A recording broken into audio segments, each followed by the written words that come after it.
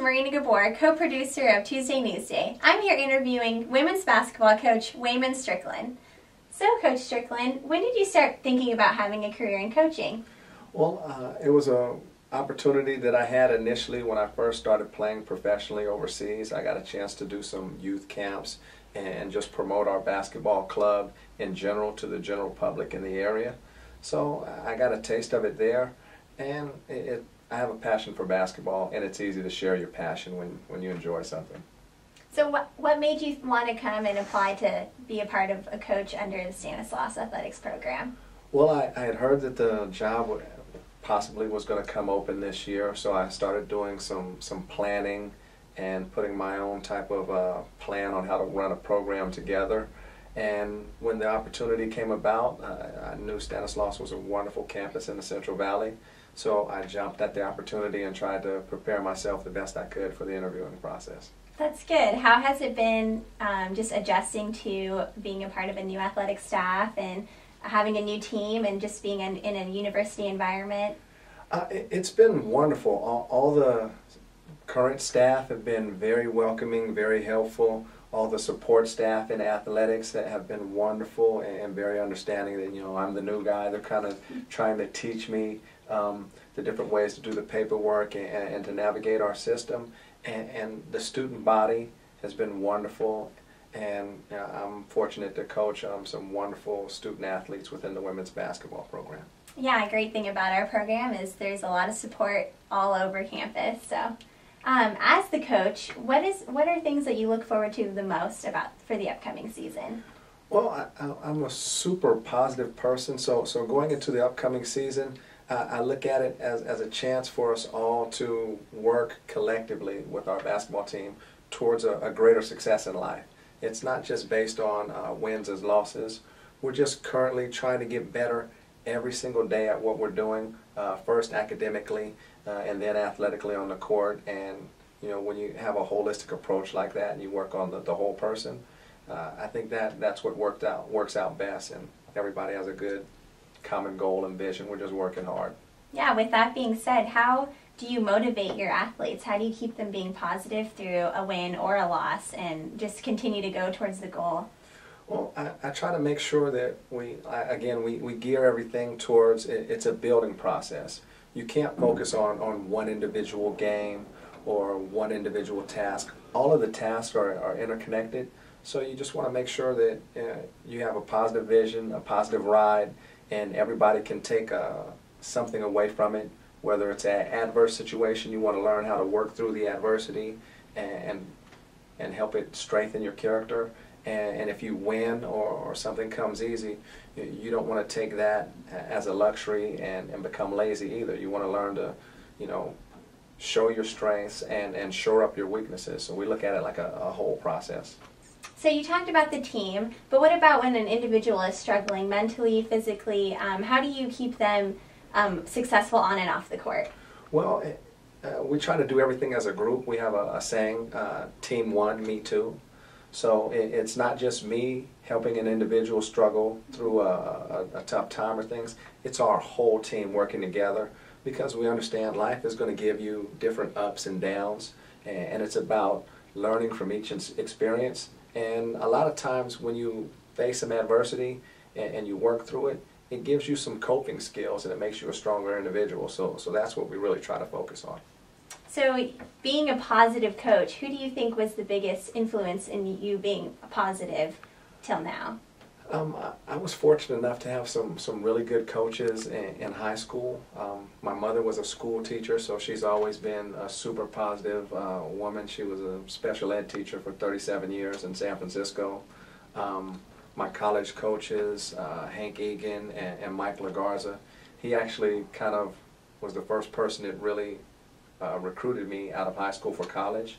And he had this saying that I thought was really cool about what a coach is. It's a specialized vehicle to take a person of great importance from one place to another. That's like the original Old English definition of coach. And I try to look at myself as that specialized vehicle.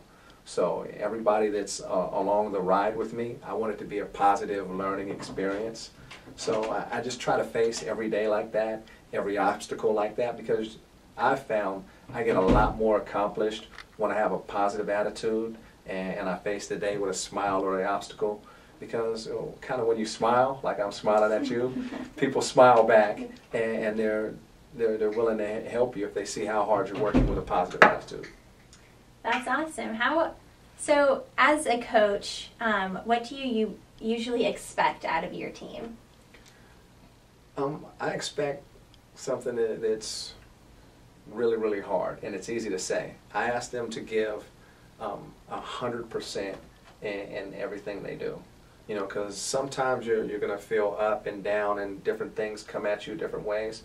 So if you can actually kind of give 100% at whatever you're doing at any given time, you're going to have a fair amount of success. And it takes a special type of person, a special type of individual to develop that kind of, it's a learned skill.